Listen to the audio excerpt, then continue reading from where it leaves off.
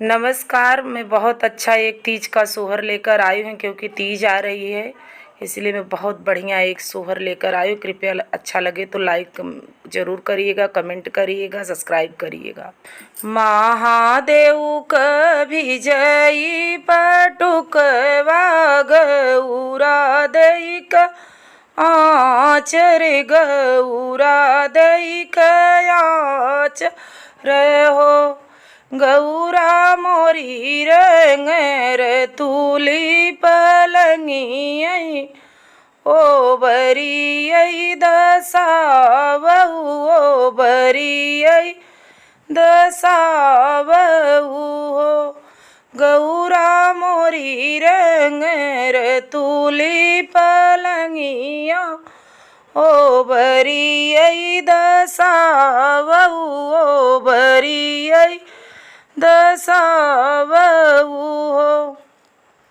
सोनवाई कर मोर नैहर रूपवा के वड़ लगी, रूपवा के वड़ लगी हो। महादेव सात वीरन कई बहिनिया से जरिया कई से 10 बई से जरिया कई से 10 बई हो। महादेव सात वीरन कई बहिनिया से जरिया कई से 10 बई से जरिया कई से 10 बई हो। इतनी बचन महादेव सुने सुनहि नाही पाए नियो। महादेव सजमाई बयली पलाने तबन के सीधारनी तबन के सीधारनी हो। एक बन गईले दूसरे बनयव रहु तीसरे बनयव रहु तीसरे बन हो।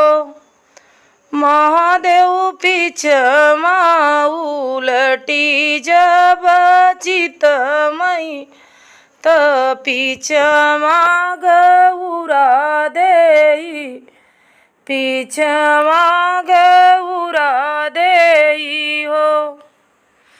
कहाँ गए सोनवा कन्हैया रूप वाके वड़ लगी हो। गौरा कहाँ गए सतऊ वीरन ये गोहन केस लागियो गोहन केस लागियो। गौरा कहाँ गए सतऊ वीरन ये गोहन केस लागियो गोहन केस लागियो। नीके रही सोनवा कन्हैया रूप वाके वड़ लगी हो। महादेव नीके रही सतऊ वीरन गोहन तोहरे चल बई गोहन तोहरे चल बई हो। महादेव नीके रही सतऊ वीरन ये गोहन तोहरे चल बई गोहन तोहरे चल बई हो। गीत पसंद आया हो तो लाइक कमेंट ज़रूर करिएगा। मिलते हैं दूसरे गीत के साथ। Thank you.